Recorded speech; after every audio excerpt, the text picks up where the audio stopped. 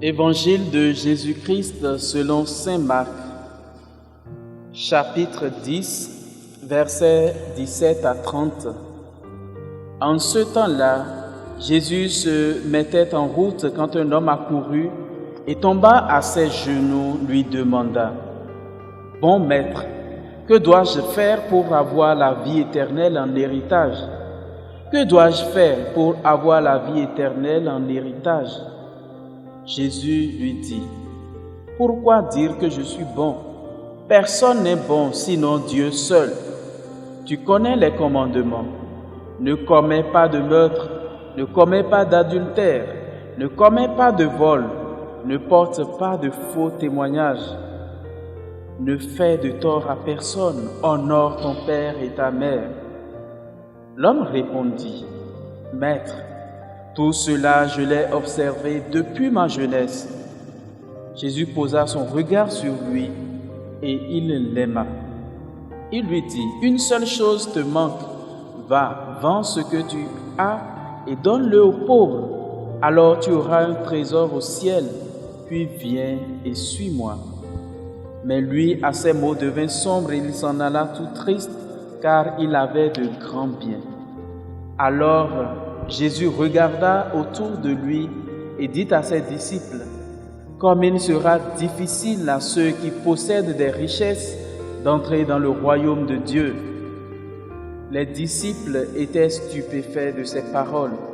Jésus, reprenant la parole, leur dit : « Mes enfants, comme il est difficile d'entrer dans le royaume de Dieu, il est plus facile à un chameau de passer par le trou d'une aiguille qu'à un riche d'entrer dans le royaume de Dieu. » De plus en plus déconcertés, les disciples se demandaient entre eux : « Mais alors, qui peut être sauvé ?» Jésus les regarde et dit : « Pour les hommes, c'est impossible, mais pas pour Dieu, car tout est possible à Dieu. » Pierre se mit à dire à Jésus : « Voici que nous avons tout quitté pour te suivre. » Jésus déclara : « Amen, je vous le dis. Nul n'aura quitté à cause de moi et de l'Évangile une maison, des frères, des sœurs, une mère, un père, des enfants ou une terre, sans qu'il reçoive en ce monde déjà le centuple.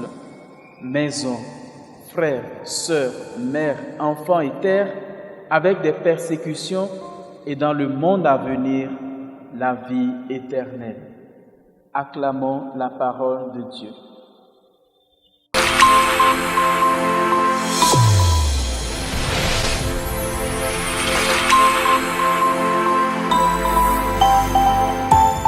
Bien, chers frères et sœurs en Christ, auditeurs et auditrices de la Sève Coaching TV, en ce 28e dimanche du temps ordinaire de l'année liturgique B, nous vous saluons.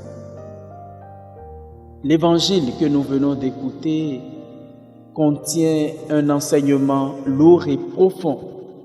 Je voudrais partir de l'encyclique du vénéré pape Jean-Paul II, du Saint-Pape Jean-Paul II, Veritatis Splendor, paru le 6 août 1993. Cette encyclique, donc la splendeur de la vérité, commence par ces mots : « Que dois-je faire, maître, pour avoir la vie éternelle ?»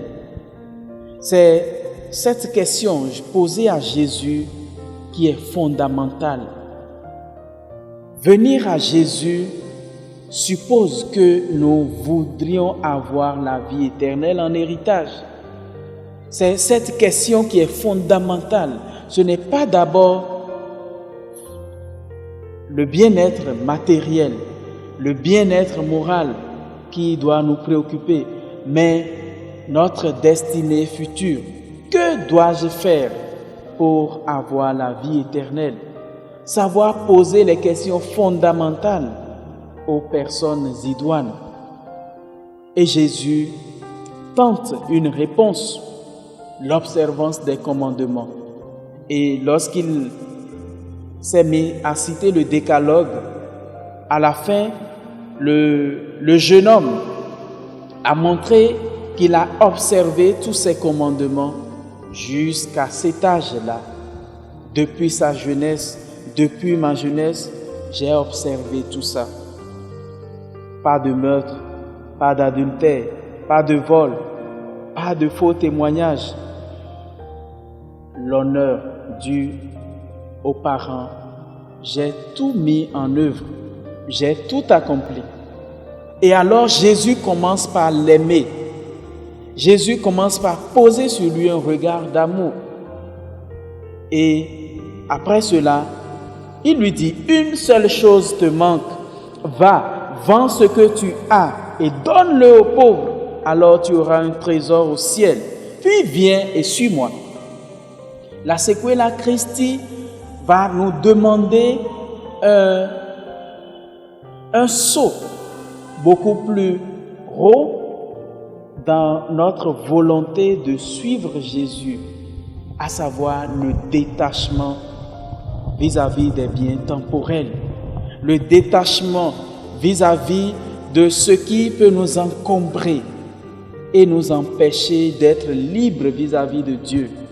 La richesse peut nous détourner de Dieu, peut être un frein à notre adoration de Dieu. La richesse peut nous éblouir et peut nous rendre égocentriques, peut nous amener à nous renfermer sur nous-mêmes, de sorte que nous ne soyons plus capables de sortir de nous pour accueillir la grâce de Dieu. Mais lorsque Jésus a prononcé la dernière chose qui doit amener à la perfection de la loi morale, le jeune homme s'en retourne tout triste. Et donc, si observer les commandements nous rend déjà parfaits, le détachement, cette vie d'abnégation nous amène à aller au-delà des commandements. Et voilà le pas que le jeune homme riche n'a pas réussi à faire et s'en alla tout triste. Et alors Jésus enchaîne, comme il sera difficile à ceux qui possèdent des richesses d'entrer dans le royaume de Dieu. En réalité, c'est le rapport vis-à-vis de la richesse qui est déterminant. C'est-à-dire que ce rapport peut nous élever comme il peut nous enfoncer dans les ténèbres. Lorsque je reconnais que toute richesse vient de Dieu, lorsque je reconnais que même ce que je possède est pour Dieu et doit lui rendre gloire, je commence déjà un détachement intérieur. Lorsque je suis capable de donner de ce que j'ai aux autres pour les rendre aussi heureux, parce que Dieu me le demande, je fais pas seulement de la charité, mais une action qui me rapproche davantage de la loi ou de la perfection de la loi morale. Oui, chers frères et sœurs, Jésus nous demande simplement aujourd'hui que si nous pouvons déjà commencer à observer les commandements comme ce jeune homme riche, nous aurions fait un grand pas sur le chemin de la sainteté. Combien de personnes peuvent, comme ce jeune homme, dire « Ah, en matière d'honneur rendu, de respect rendu à mes parents, je suis irréprochable.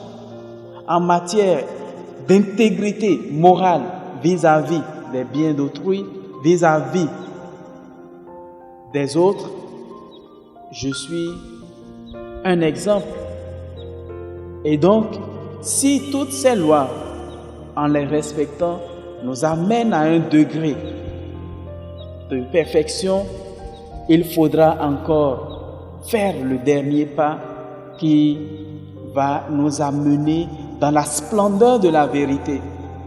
Jésus ose crever l'abcès qui nous donnera en définitive la vie éternelle.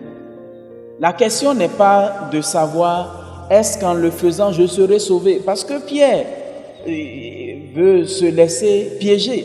Mais alors, qui peut être sauvé? Qui peut être sauvé? Qui peut se dire qu'il a respecté toutes ces lois de A à Z? Le salut c'est Dieu qui le donne.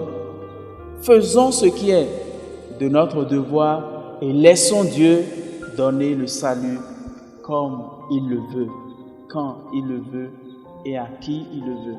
Mais nous n'aurions pas gaspillé notre temps, gaspillé notre énergie si nous avons travaillé ou si nous travaillons à accueillir le salut de Dieu. Que Dieu lui-même nous donne cette grâce aujourd'hui par notre écoute de sa parole, afin que le détachement opéré en nous-mêmes nous rapproche davantage de Dieu, lui qui est vivant pour les siècles des siècles.